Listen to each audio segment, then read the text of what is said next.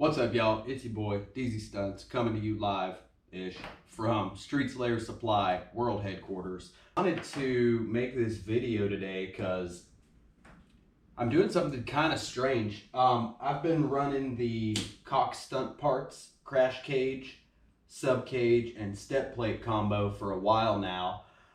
This is my 2017 Harley Roadster, Sportster Roadster XL 1200 CX. I love this bike. I've got it set up pretty good for, 50-50 mix of stunt riding, daily riding. It's done me pretty good so far as a reliable stunt bike goes, if you can even say that with a straight face. You're going to break stuff doing this, and things are going to wear out faster than they should. But that's okay. But really what I want to talk about is why I'm taking off this crash cage. And I'm replacing it with a cheapo Amazon crash cage. Mainly, my forks hit the top bar of this cage. On the other Sportster models, that's not a problem. But with the Roadster, it's got the inverted forks. I'll give you guys a close-up of this here. These things are actually so wide at the top that they impact this bar. So it limits my steering angle a little bit. I just kind of got over it. I'm more of a wheelie guy than a drifty guy. I'm kind of working on my drift slide stuff now. And this is annoying. So these Sportsters do not have the steering angle that the Dynas and the touring bikes have. I mean, it feels like her Dyna. I've got my lady's 08 FXD Dyna over there. Massively more steering angle than this thing and the Sportsters in general. I don't know if the Roadster is a little more limited in the steering angle than some of the other Sportsters are. I kind of think that it is. But what I'm going to do is I'm going to change this thing out. It's done good. It's bent over on the other side. I'll show you guys that.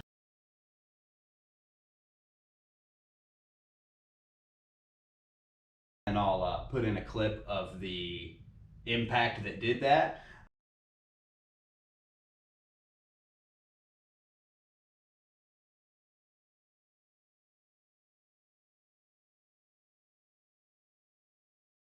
I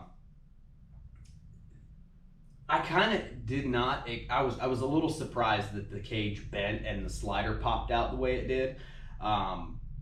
I kind of expected it to take that. I was a little surprised that it bent. Granted, it was a pretty hard hit,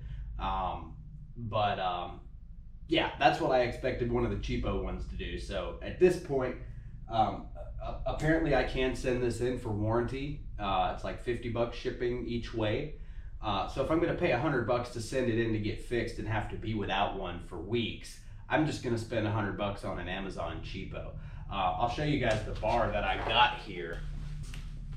So similar kind of H-bar style here, which I like.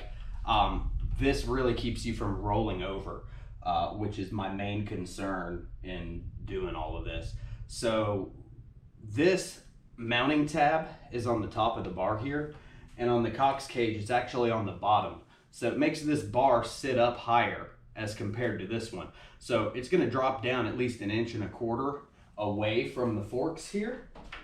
So that should give us the clearance that we need, and I think this is going to give me the same or similar kind of protection that I'm getting from the other one. Yeah, we're just going to have to see. We'll get this thing bolted on and go test it out. But I actually got this for like $120. Usually you'll see these for like $160, $180 is kind of the price range I see them hover around. But one of the listings had a bad review from a guy that didn't know that it didn't fit ABS, even though it says that in the description. So I guess they had lowered the price on just that one listing that they had because it had a bad review, maybe. Yeah, I got this for like $120. So I kind of don't like how long the bottom ones are. It's not much of a difference. I kind of like on this how the bottom peg is a little bit shorter. I don't know, maybe this will protect the pegs a little bit more. With this setup, the pegs do still hit the ground, and on the other side it bashes it into the primary, into the derby cover. But no big deal.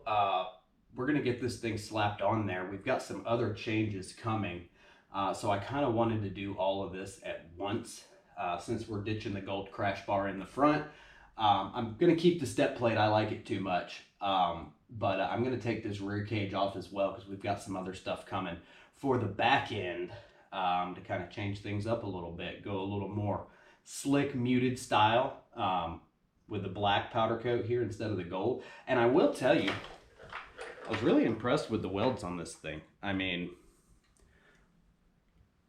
definitely the long ones here have been ground down, but every weld on this looks really nice and clean, which I was not expecting. I was kind of expecting this thing to look jank, but it actually looks really good. It feels pretty solid. I mean, we'll see how it holds up. So they got a rattle. Little something inside of there. Nothing heavy. You definitely won't hear that over the bike. And I'm sure I could take these sliders off and get it out. But yeah, another thing that I wanted to talk about. Let me go set this thing down. So with this thing being a 2017, it is a rubber mounted Sportster. But I've had the billet motor mounts in this thing for a number of months now. Couldn't tell you exactly how long, but mine were worn out. I kept actually slapping the header on the front of the frame. The engine was sagging a lot. I mean, there was probably a full inch of space in between here. You could stick your whole hand in there between the wiring harness and the top of the cylinders here. But now that's all nice and tight. You saw that reaction time. Yeah, would I recommend this? Kinda. For stunt riding, it's not so great. I've added some rubber isolators in the handlebars up here. I was running them just solid mounted before. But it's like a jackhammer, man. It vibrates the bars out of your hands at higher RPMs. So like when I'm doing a wheelie and I'm standing on this step plate and I'm holding onto the bars, and you get up in those higher revs, my foot is vibrating off the plate and it feels like I can't hold on to the bars. It's not that it's pain or discomfort. It makes your hands go numb, and the tighter you squeeze, the worse it gets. So I had put these squishier Vans grips on here, which I absolutely hate. I feel like you just give up so much control with those things. I love the thrashing grips, those real thin guys. You feel like you have a lot more control over the bike, especially when you're doing things like front brake work, and you've got to have that throttle control on the thumb and work the front brake. These really suck for that because all of this squishy stuff is just grabbing all over your grip, all over your gloves, and yeah, it's just not a good time. So I'm going to get those swapped out. I was kind of just trying to get past that vibration and make this thing rideable because I really don't want to change the mounts again. But I think ultimately what I'm going to do is I'm going to leave the rear solid mounted because that does feel really, really good. It takes so much slop out of the bike.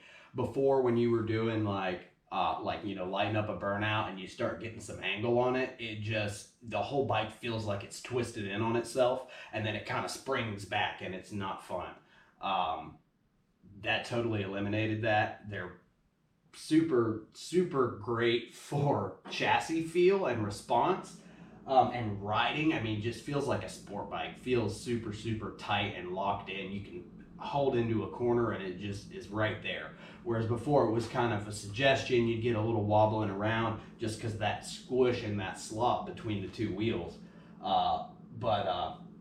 Man, it is rough. And I think what I'm going to do is go back to a rubber mount in the front and leave it solid mounted in the rear, because it's rough, man. It is really rough. And I had added the rubber up here, which helped on the handlebars, kind of made that bearable. But my step plate, man, I'm thinking maybe I'm going to throw some real heavy, thick rubber washers in between there to kind of isolate it a little bit, or maybe I'll switch to some like HT Moto, like jet ski turf type stuff instead of the grip tape that's on there now. But I don't know. We'll see. I'm going to try the washers first because I've got some here. We're going to see how that does. I think that's going to add too much slop into it, though, and I think it's going to move around. So we don't want that because that thing has been really solid and stayed in place this whole time. So yeah, just wanted to give you guys a little bit of an update here. We're going to get this cage swapped out. Like I said, we got some cool goodies coming for the back. We're going to change things up a little bit. and yeah, hopefully have this thing looking sick and riding nice. Alrighty, y'all, this is how it looks installed. Went on very easily. It wasn't bent up, it was shaped correctly, so it slipped right on there and bolted right on. I had to remount my gauge down here. I already had it relocated down at the bottom, but I had it clamped around the frame. This actually blocks it, this upright, the part of the cage here, blocked where I had that clamp, so I actually took my old headlight bracket and just popped it through there with a spacer, and then just bolted it in through the back there, through the little logo that's cut out. So that worked great. That's on there nice and solid. We've got our full steering stop to stop.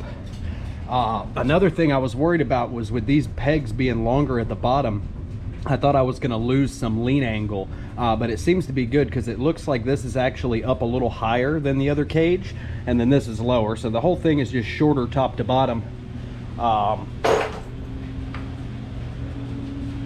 But yeah, she's looking pretty fire.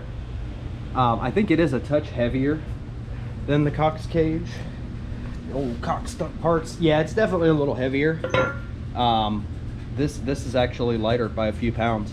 You can see the finish was just coming apart on this thing.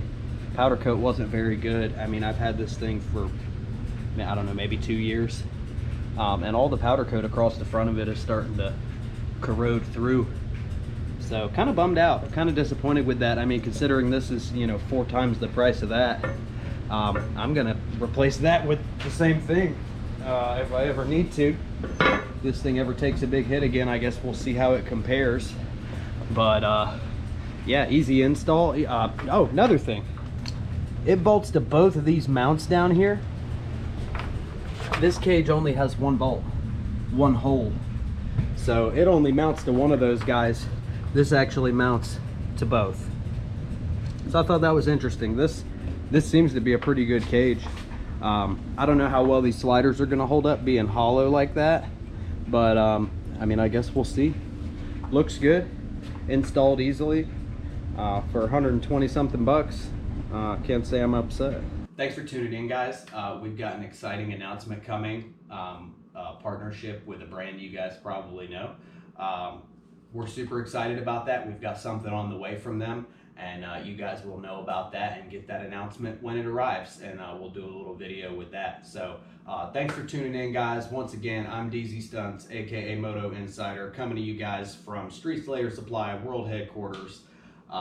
Check out the site, check out the Instagram, and yeah, stay gnarly, guys. I'll see you next time.